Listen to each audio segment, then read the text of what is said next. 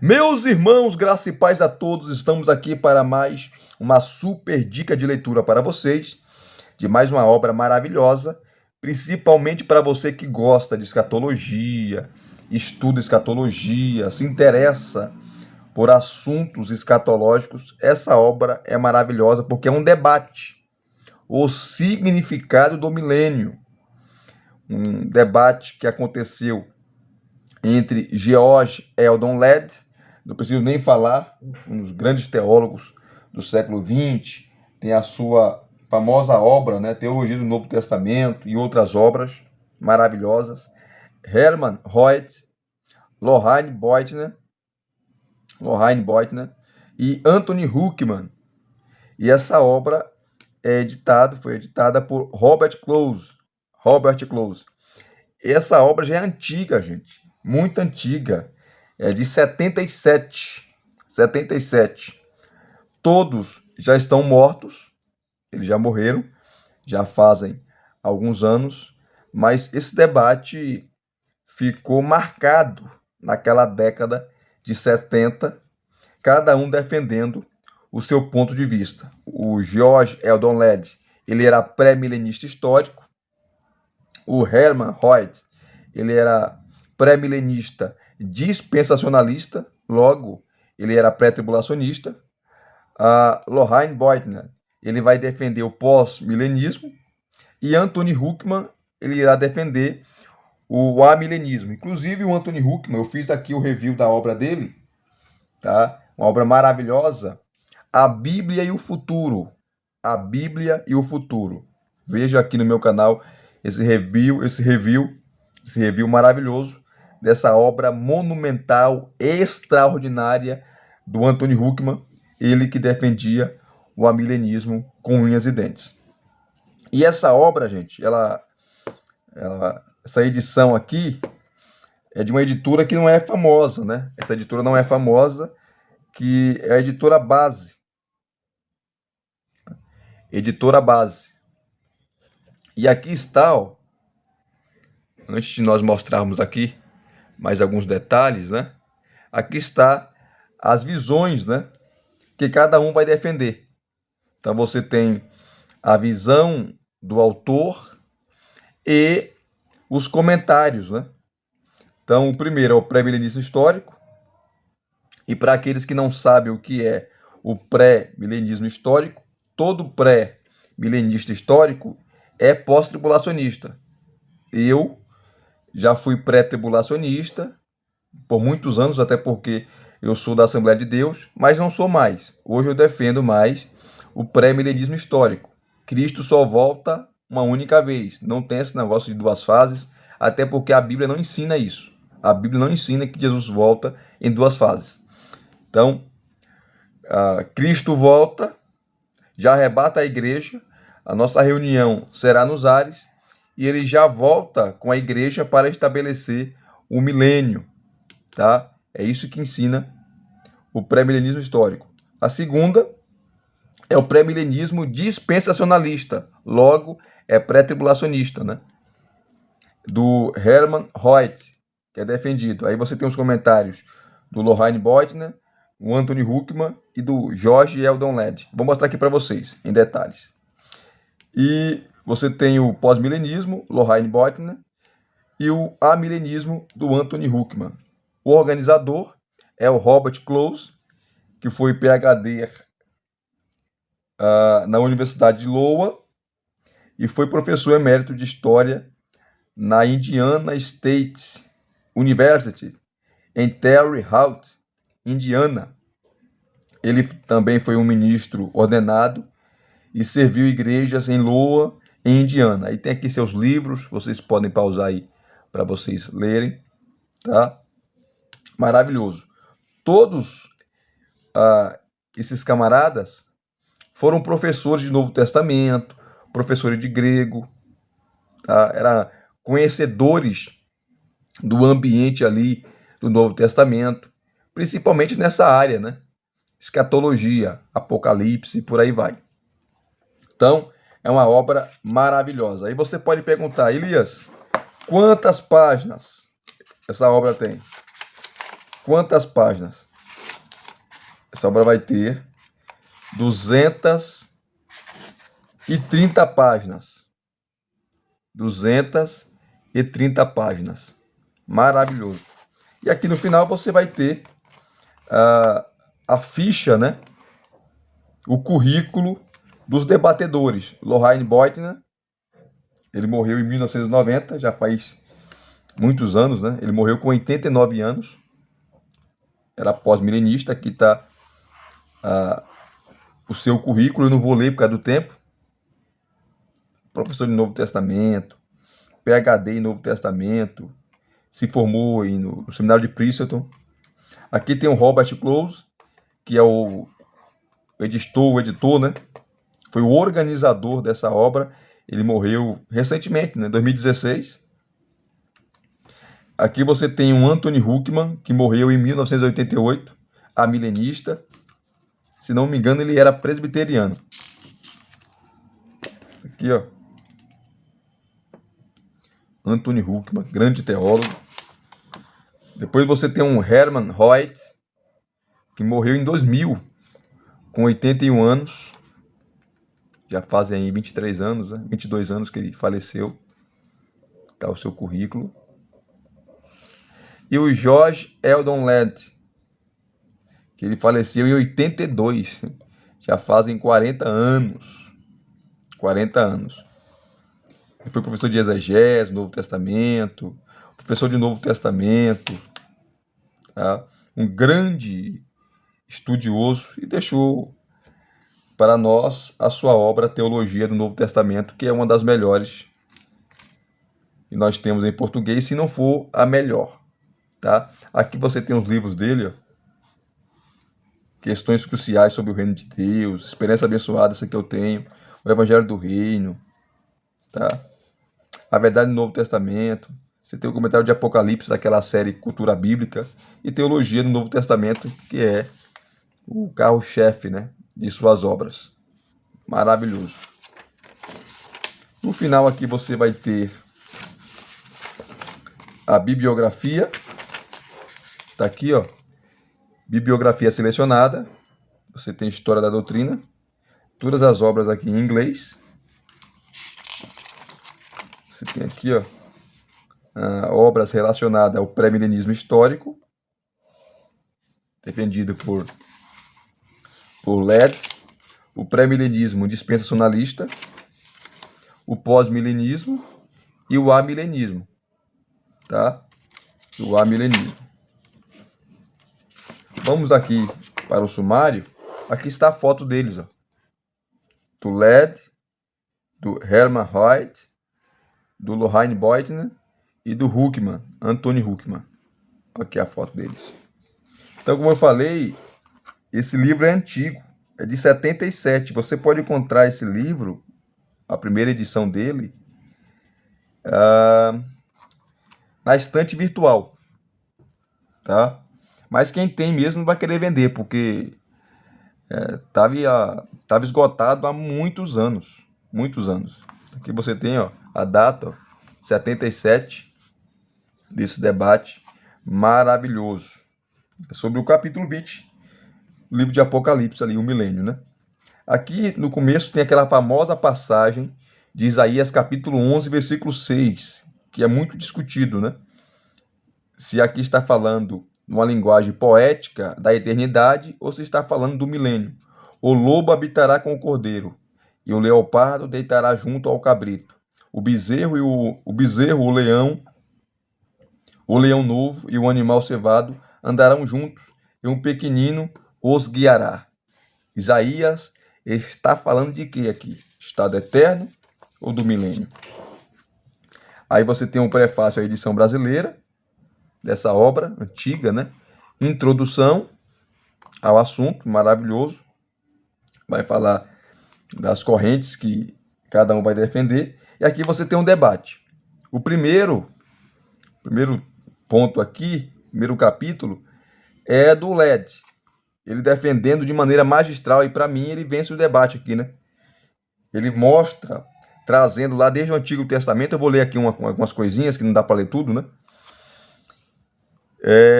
mostrando as profecias do Antigo Testamento que se cumprem no Novo Testamento, mas muitas profecias não se cumprem de maneira literal, tá? Literal, conforme os profetas falaram no Antigo Testamento. Muitas se cumprem de maneira espiritual na igreja. O LED, ele era espetacular, professor de exegese, né? Espetacular. Ele mostra, ele detalha, não tem como contra-argumentar, contra fatos no argumento. Então tá aqui, ó, pré-milenismo histórico, o LED, ele defendendo. Depois de ele mostrar o pré-milenismo histórico, você vai ter uma resposta pré-milenista dispensacionalista do Hermann Hoyt. Tá? E só para aqueles que não conhecem, o pré-milenista dispensacionalista é aquele que defende as famosas 7 dispensações, que são elas: inocência, consciência, governo humano, patriarcal, lei, graça e milênio. E todos são pré-tribulacionistas, creem que a igreja não passa a grande tribulação. Essa é a posição do Hermann Hoyt. Depois você tem uma resposta também pós-milenista, do Lohain Beutner, e uma resposta milenista, do Anthony Huckman. O pós-milenismo, para aqueles que não sabem, ou não sabem, é a ideia de que o mundo será cristianizado. O evangelho vai crescer de tal forma que o mundo será evangelizado, haverá conversões em massa, o mundo não vai piorar, o mundo não vai piorar, vai melhorar. E quando acontecer esse apogeu do evangelho, quando acontecer esse auge do evangelho, Cristo volta. Cristo volta. Por isso que é chamado de pós-milenismo. Eu não vejo muita base, porque pela Bíblia o mundo não vai melhorar, né? Vai piorar. Mas essa é a posição pós-milenista. Depois você tem a posição amilenista, que é o oposto do pós-milenismo e do pré-milenismo, evidentemente. Tá? Tanto o pós-milenismo quanto o amilenismo não creem no milênio literal de 1000 anos, como nós, pré-milenistas, cremos. Tá? Para eles, o milênio é simbólico. E fala aí do reinado espiritual de Cristo, com a sua igreja, enfim. Então, o amilenista fala que vai piorar. Vai piorar. E Cristo já está reinando, já está governando esse mundo espiritualmente. E o diabo está preso. Em que sentido? No sentido de limitação. Ele não pode mais enganar as nações. Ele não pode mais fazer o que ele fazia como no Antigo Testamento, que ele foi refreado, ele foi limitado pelo avanço do Evangelho. Claro que a proposta milenista é boa, né? Só não se sustenta, na minha opinião. Então é só para uma pequena pincelada para você entender, para aqueles que não conhecem.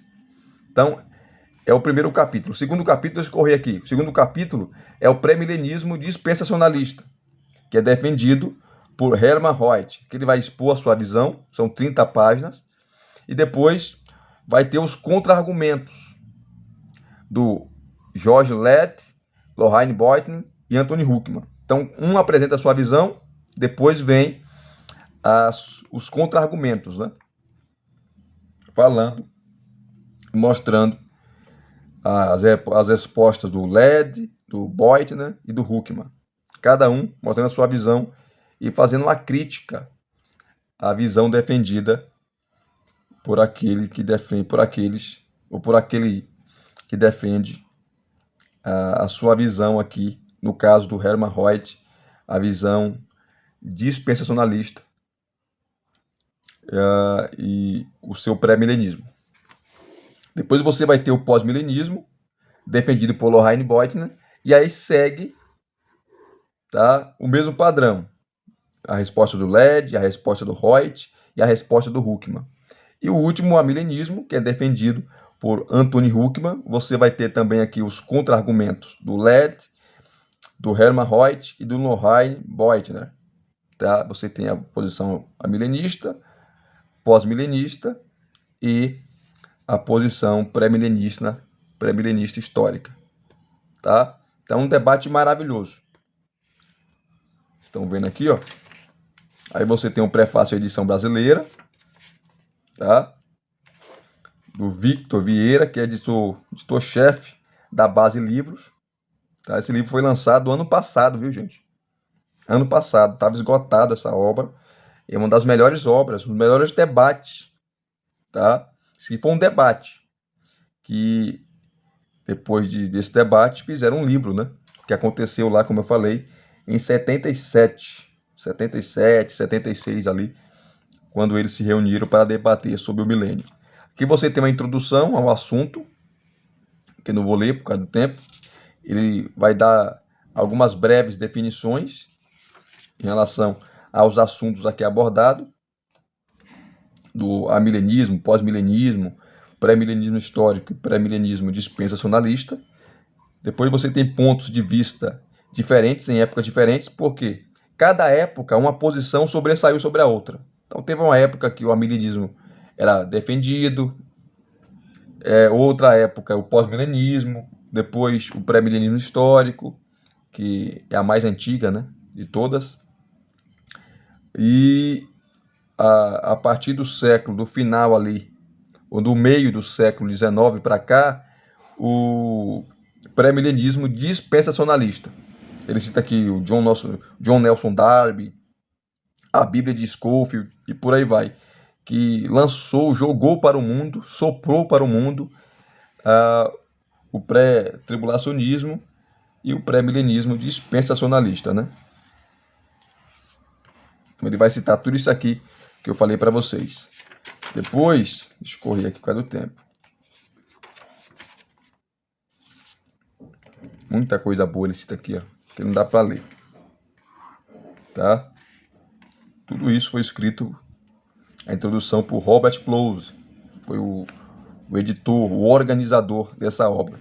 Aí você tem o primeiro ponto, primeiro capítulo, que é o pré-milenismo histórico defendido por George Led. E é fantástico, gente. Fantástico. Quer dizer, cada posição aqui defendida é bem documentada, né? Os camaradas conheciam muito, mas o Led, ele tinha um QI a mais, vamos falar assim. Ele tanto falava muito bem, sabia se expressar, sabia explicar passagens difíceis, como escrevia muito bem também. É só você pegar as obras dele, que você vai entender aquilo que eu estou falando. Então tá aqui, ó. Pré-milenismo histórico. Pré-milenismo histórico. Aí vai começar a exposição dele, do LED. Né, porque ele é pré-milenista histórico. E vai trazer as conclusões, baseado nas escrituras. Como eu falei, ele cita o Antigo Testamento. Tá? Como os escritores do Novo Testamento falam ou usam as passagens do Antigo Testamento e como se cumpre agora. É maravilhoso, é maravilhoso. Aqui ele começa a sua defesa, tá? Eu vou correr por causa do tempo. E depois ele vai trabalhar a questão hermenêutica, tá? A questão hermenêutica. A interpretação, né?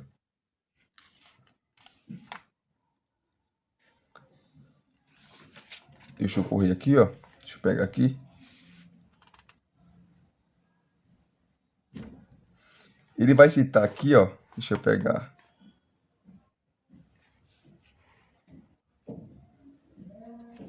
Ó, um dos principais argumentos, estou na página 22. Um dos principais argumentos para a interpretação das profecias do Antigo Testamento acerca dos últimos tempos é que as profecias do Antigo Testamento acerca da primeira vinda de Cristo cumpriram-se literalmente. Mas este é um argumento que precisa ser examinado com atenção. E aqui ele começa a detonar. O fato é que o Novo Testamento frequentemente interpreta profecias do Antigo Testamento de uma maneira que não é sugerida pelo contexto no Antigo Testamento. Tomemos uma ilustração bem simples. Aí ele começa. Mateus capítulo 2, versículo 15, cita Oséias capítulo 11, versículo 1, para provar biblicamente que Jesus deve vir do Egito. Isto, no entanto, não é o que a profecia quer dizer no Antigo Testamento, no contexto de Oséias. Oséias diz: quando Israel era menino, eu o amei e do Egito chamei o meu filho. Em Oséias, isto não é nem uma profecia, mas uma afirmação histórica, que Deus chamou Israel do Egito, no Êxodo. No entanto, Mateus reconhece Jesus como filho maior de Deus e transforma deliberadamente uma declaração histórica em profecia. Este é um princípio que acompanha o desenrolar da profecia bíblica. O Antigo Testamento é reinterpretado à luz do evento Cristo. Maravilhoso, né? Vejamos uma ilustração mais significativa. O Novo Testamento e a Igreja Cristã veio uma profecia dos sofrimentos do Messias em Isaías 53. Mateus aplica esta profecia a Jesus. Apesar de não estar se referindo aos sofrimentos que o servo deve passar. No entanto, Filipe interpreta os sofrimentos do servo para o eunuco etíope, como referindo-se a Jesus. Como alguém pode deixar de reconhecer que Isaías 53 é uma profecia dos sofrimentos que Jesus passou? Aqui tá, ele vai citar os versículos 5 e 6 de Isaías 53, que eu não vou ler por causa do tempo. Continuando. É verdade, claro, que esta é uma profecia do sofrimento de Jesus, mas apenas conforme é interpretada após o evento. Aqui está outra ilustração do Novo Testamento, interpretando o Antigo à luz do evento Cristo. O simples fato é que, em seu contexto no Antigo Testamento, Isaías 53 não é uma profecia do Messias. Messias significa ungido e designa o rei davídico, ungido e vitorioso. Isso se vê claramente em Isaías 11, os versículos 3 e 4, que ele vai citar aqui. Você pode pausar para ler, por gentileza. Aqui está uma cena totalmente diferente. O Messias deve governar, esmagar o mal, matar o perverso.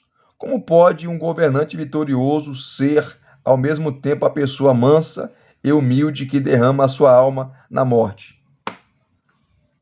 É por isso que os discípulos de Jesus, que os discípulos de Jesus não puderam compreender o fato de que ele devia sofrer e morrer. Que não estava claro no Antigo Testamento essa questão, né? O Messias deve vencer e reinar, não ser vencido e esmagado. No Antigo Testamento não está claro que antes do Messias vir como vencedor para reinar, deve primeiramente vir como o servo humilde sofredor. Há outro fator de igual importância. O sofredor nunca é chamado Messias ou filho de Davi. Ele é um indivíduo anônimo.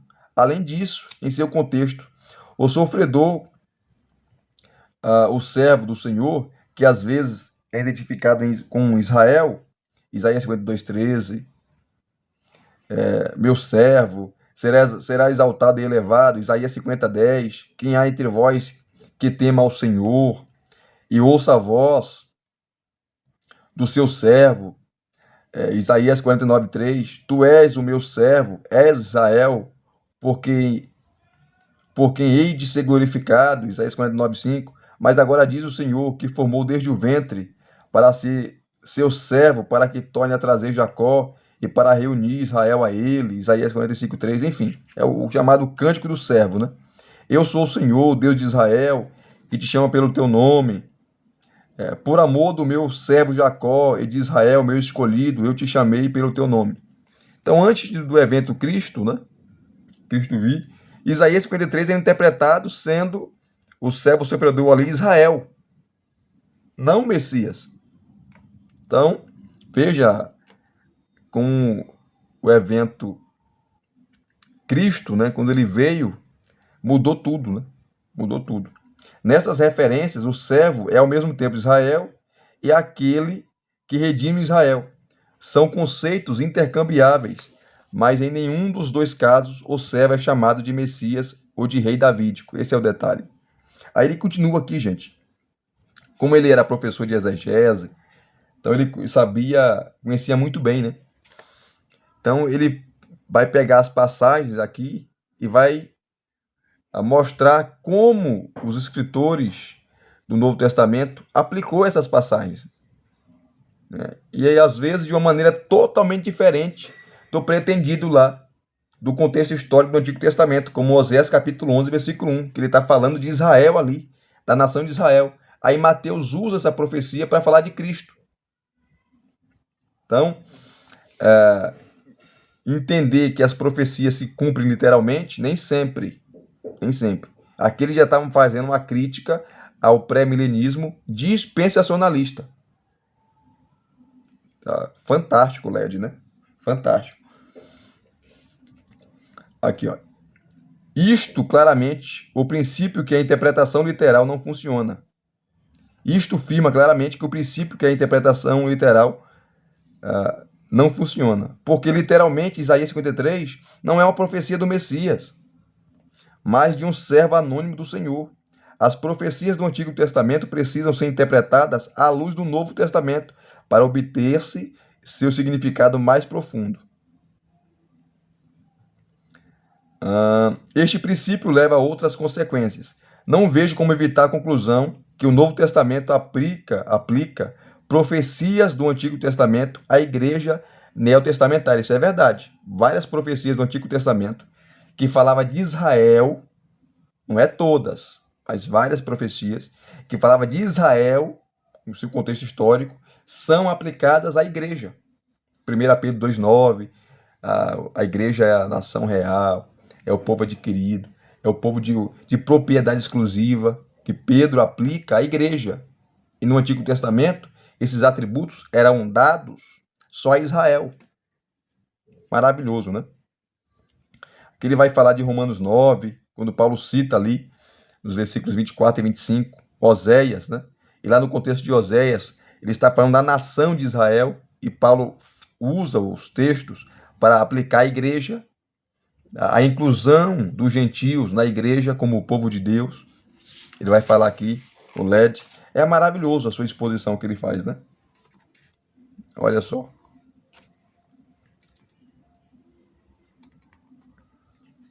Em Oséias, ambas as passagens referem-se ao Israel literal nacional. Por causa de sua rebeldia, Israel não é mais o povo de Deus. Disse o Senhor a Oséias, Oséias capítulo 1, versículo 9. Israel foi rejeitado pelo Senhor por sua descrença, mas Oséias ainda vê um dia de arrependimento no futuro, quando um povo desobediente se tornará obediente. Ele vê um grande remanescente como a areia do mar, e no lugar onde se lhes dizia, vós não sois meu povo, se lhes dirá, vós sois filhos do Deus vivo. Oséias 1:10. Isso se refere a uma futura conversão dos judeus. O mesmo pode ser dito da segunda profecia. Compadecer-me-ei da desfavorecida. A não meu povo direi, tu és o meu povo. E ele dirá, tu és o meu Deus. Oséias 2:23. Novamente, o que se vê é uma salvação futura do Israel literal, quando o povo rejeitado por Deus novamente se tornará povo de Deus. Esse é o contexto histórico de Oséias. Paulo toma deliberadamente estas duas profecias acerca da salvação futura de Israel e as aplica à igreja. A igreja, formada de judeus e gentios, tornou-se povo de Deus. As profecias de Oséias se cumprem na igreja cristã. Se esta é uma hermenêutica espiritualizante, que seja. É claramente isto que o Novo Testamento faz às profecias do Antigo Testamento. A ideia da igreja como Israel espiritual aparece em outras passagens. Abraão é chamado o pai de todos que creem, Romanos 4:11. É o pai de todos nós que somos da fé que teve Abraão, Romanos 4:16. São os da fé que são filhos de Abraão, Colossenses 3:7. E se sois de Cristo, também sois descendentes de Abraão e herdeiros segundo a promessa, Colossenses 3:29. Se Abraão é o pai de um povo espiritual e se todos os crentes são filhos de Abraão, seus descendentes, segue-se então que são Israel espiritualmente falando. Olha, então é maravilhoso, né? Então você vê os fortes argumentos dele, do LED, é difícil contra-argumentar. Aí ele vai falando aqui, ó, ele vai continuando, explicando. Eu marquei aqui mais algumas coisas, só que não dá para ler por causa do tempo. Estamos com 31 minutos, estamos aqui no quase 30 minutos, né? Quase 30 minutos, praticamente. Então, é muita coisa boa. Que ele vai citar Romanos capítulo 2, versículo 28 e 29, que Paulo fala que o judeu é aquele que foi circuncidado no coração. Não é assim, não é uma circuncisão física, externa, mas interna. Interessante. Ó, Paulo evita chamar a igreja de Israel, a não ser em Gálatas 6,16. Mas este é um versículo muito controvertido. Porém, é verdade que ele aplica à igreja profecias que, em seu contexto do Antigo Testamento, pertencem ao Israel literal.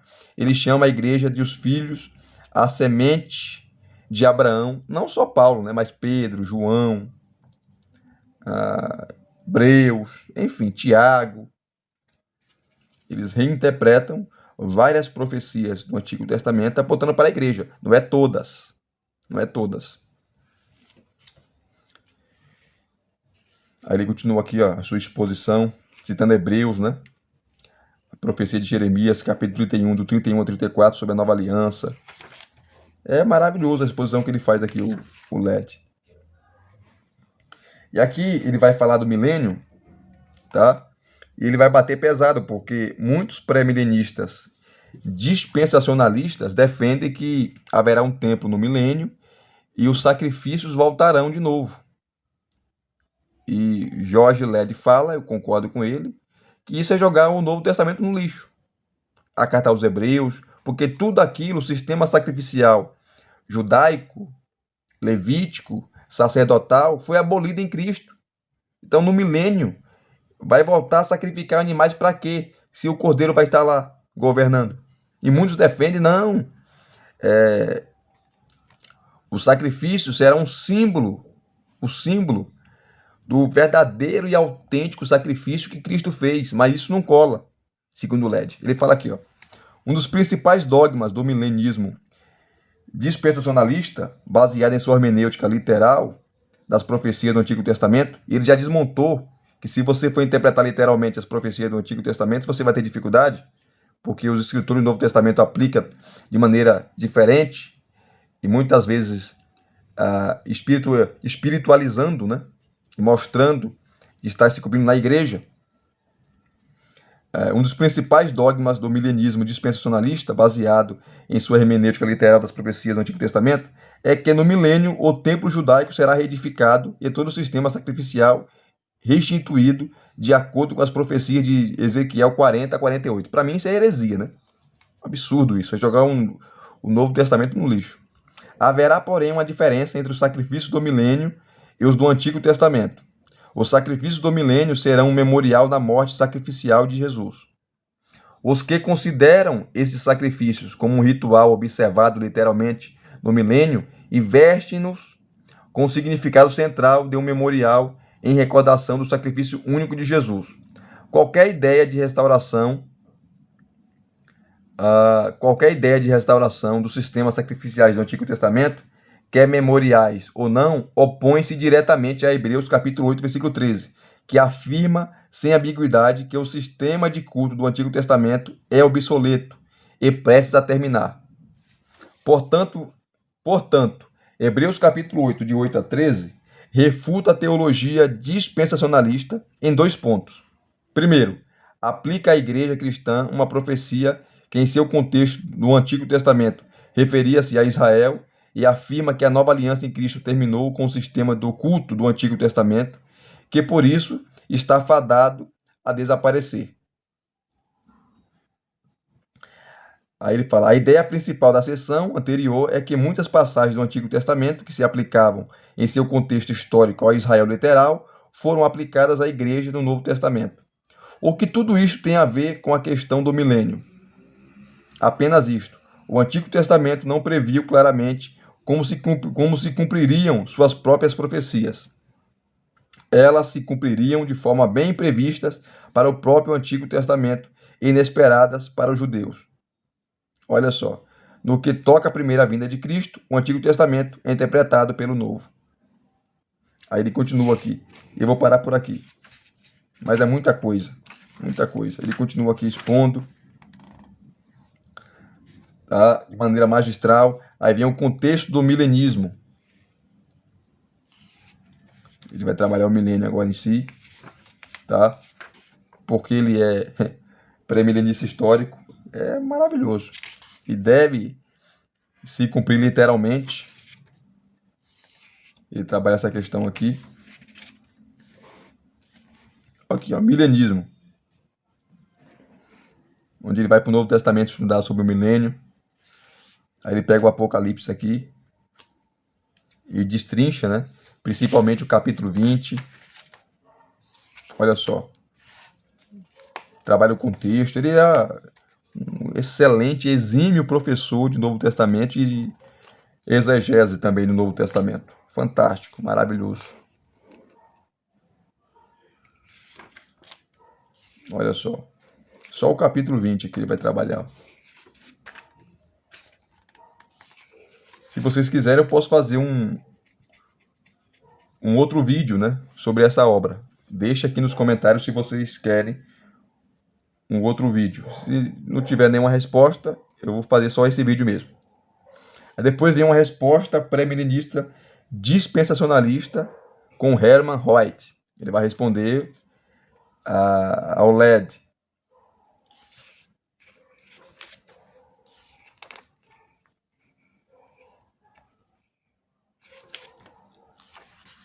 Ele dá uma resposta aqui, tá? Aí vem a resposta pós-milenista do Beutner,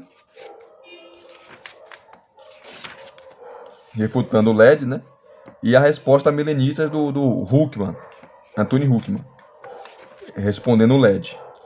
Aí vem o capítulo 2, que é o pré-milenismo dispensacionalista do Hoyt, que irá defender. Tá? Ele vai explicar as diferenças do pré-milenismo histórico e o pré-milenismo dispensacionalista, como eu falei no começo, as 7 dispensações, o pré-tribulacionismo, né? Enfim, que para mim não é bíblico, mas muitos defendem, né? Eu falo com todo respeito aqui àqueles que são dispensacionalista e pré-tribulacionista. Cristo voltar em 2 fases, isso nunca foi bíblico, né, gente? Isso aí é colocar pelo em ovo. Aí tá aqui, ó, a posição dele, que ele vai defender, tá? O reino declarado na Escritura, o princípio de interpretação da Escritura, segundo a visão dispensacionalista, a visão pré-milenista dispensacionalista. Ele continua aqui falando. Interpretações do reino. Vê que o pré-milenista histórico e o pré-milenista dispensacionalista defendem o milênio literal. Esse é o ponto de convergência, né? O resto, eles um não concorda com o outro. Depois ele vai trabalhar aqui, ó. Essa interpretação do reino é maravilhoso, tá? Então você pode pegar pontos positivos de todas as linhas aqui. Todas as linhas. Porque não existe uma escatologia perfeita, gente. Todas as linhas têm seus pontos fracos e fortes. Todas. Então, a interpretação bíblica do reino. Aqui ele vai falar de 9 pontos, ó, sobre interpretações do reino. Interpretações do reino. Ele vai falar, dando os pontos aqui, ó, citando os textos bíblicos. A interpretação bíblica do reino. O Hoyt também era muito bom, viu? A história do reino mediatório. Ele fala aqui o reino da profecia, o reino na profecia, o reino nos evangelhos, o reino na época atual, cumprimento do reino. Ele fala do reino tanto espiritual como físico. É o famoso já e eu ainda não, né? Aí acabando a posição dele aqui, você tem a mesma estrutura, a resposta do LED, a resposta do Beutner e a resposta do Huckman. Aí você vem aqui, ó, Cadê? Aqui a resposta milenista, né? Vamos lá.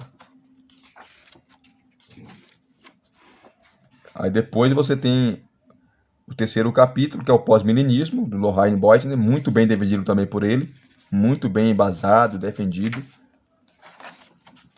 do Boitner. Como eu falei, todas as visões aqui têm pontos fortes e fracos. Por isso que você tem que estudar todas e tirar suas conclusões, né?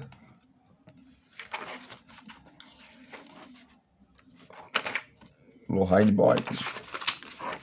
Cadê? Você tem, ó, terminologia inadequada, um mundo redimido,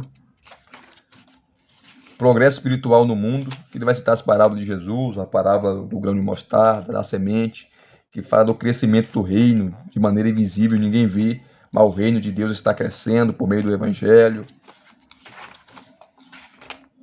Cadê? Que ele vai citar números, ó.